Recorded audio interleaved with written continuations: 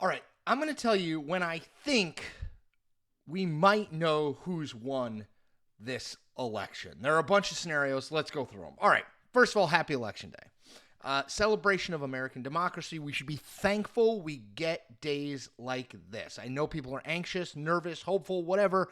Be thankful as well. Put thankful into your mix. All right. So I always say the best way to know what's going to happen is to look at what has happened. So let's go back and look at the 2020 election, which I did.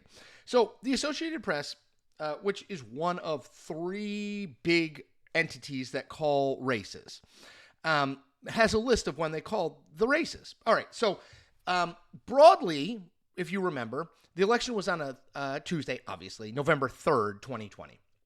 The AP eventually called the race for Joe Biden on November 7th, a Saturday. Okay, let's go through how they got there. So on election night itself, so this is Tuesday, November 3rd, 2020.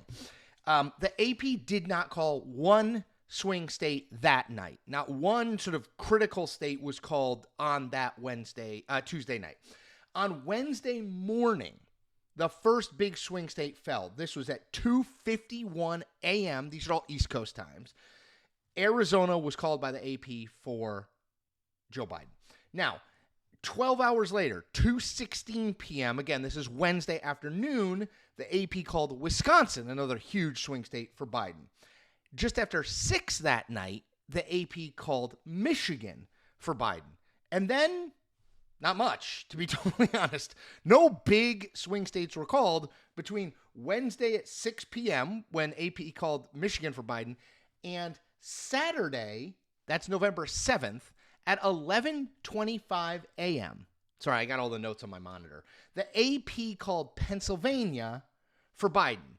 1 minute later, 11:26 a.m. on Saturday, November 7th, they called the race for Biden, the whole thing. Now, a couple other states.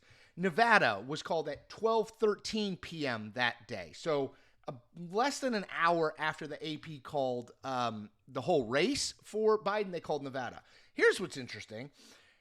North Carolina was not called until November 13th. That's 10 days after the election. November 13th, it was called for Trump. Georgia was not called until November 19th, almost Thanksgiving. November 19th, it was called for Biden. Okay, so I say all of that to say this. That race, 2020, was close, particularly in Georgia, Arizona, and Wisconsin, for example. But it wasn't that close, right? Biden won with 306 electoral votes. He won by 7.5 million in the popular vote. It wasn't one of our closest elections ever. This election, at least if you believe the polling and the private and who I've talked to, private polls, people conducting polls privately for candidates and releasing polls publicly, seems to be extremely close. Nate Silver ran 80,000 election simulations on Monday night. Harris won 40,012 of them. That's how close it is. Basically tied. Okay, so what does that mean about if the polling is right? Always polling could always be wrong. Trump could win easily. Harris could win easily. I think there's a 5 to 10% chance of either of those outcomes happening. But let's just say that the bell curve, if Harris winning is here, and then we have the bell curve, and then Trump winning is over here.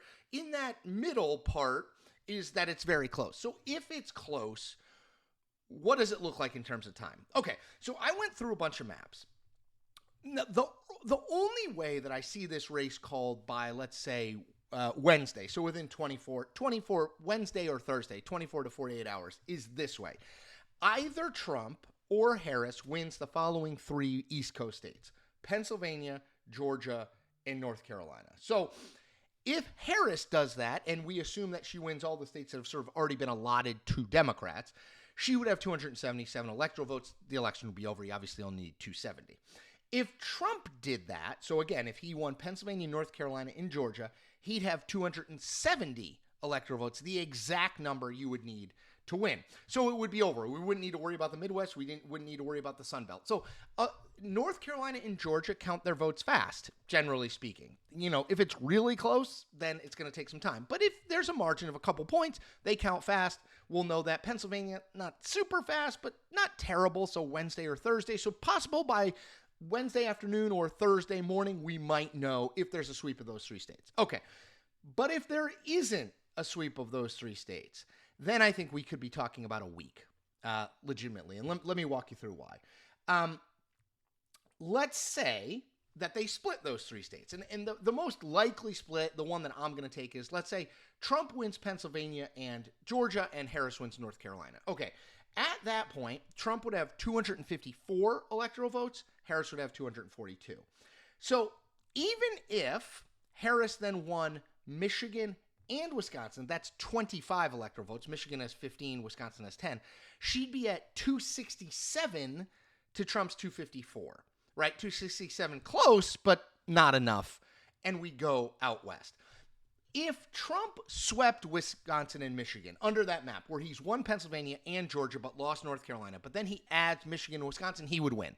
But let's say he only wins one of those. He can't win.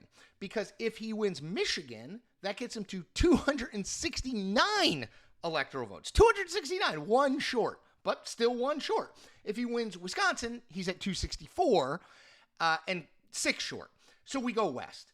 And if we go west, and west is Arizona and Nevada, if we go west, I think, as I said, we could be talking about days, maybe even a week or more until we know. And here's why.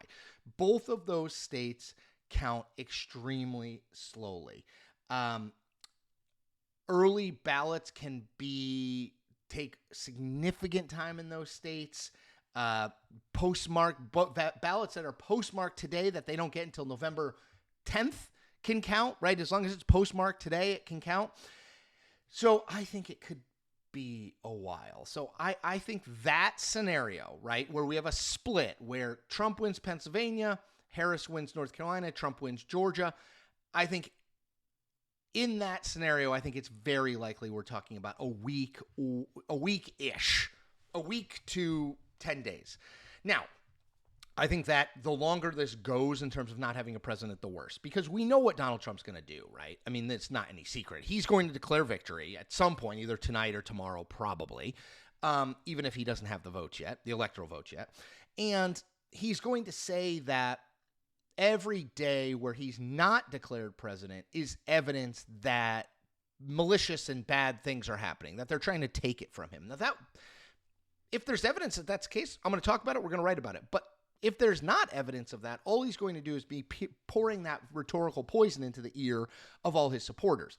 And the longer it goes, the more convinced, before we have a winner, the more convinced Trump and his people are going to be that it is being taken from them. That worries me, candidly. I'm rooting for something one way or another we know by Wednesday afternoon or Thursday. If we go into the weekend without knowing a winner, it worries me. I'll just put it that way. It worries me. All right, so that's what we got for today. So I would say look for, if there's a Pennsylvania, Georgia, North Carolina sweep by one candidate, could be called within 24 to 48 hours. If there's a split there, you get into at least a couple days and maybe as much as a week or more. All right, that's it. As always, 4 things. I'm going to be here. I'm doing a live stream at 1 p.m. Eastern time today, Election Day, Tuesday, November 5th. I'm probably going to do another one tonight around 10 p.m. Eastern. So stick with me. Make sure you subscribe. That's the first thing I'm going to ask you to do. Make sure you subscribe so that you get the alerts that these live streams are happening so you can get on and we can chat. 2, like this video. I need you to do it. I need to grow this channel, right? I'm growing, but I need to grow. Continue to grow. 3, comment. When do you think this thing's going to be over with? I'd love to know. And number 4, tell 10 friends. Oh, you thought it was just 5, but I snuck 10 in there. Tell 10 friends. All right, everybody. Election Day. Be thankful. Go out and vote. And then stick with me throughout Election Day, night, and week as we figure out who won and why.